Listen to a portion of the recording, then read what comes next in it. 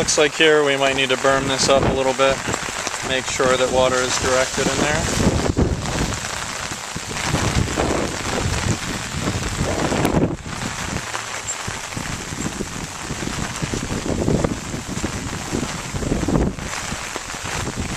Looks like the water's coming in here pretty good.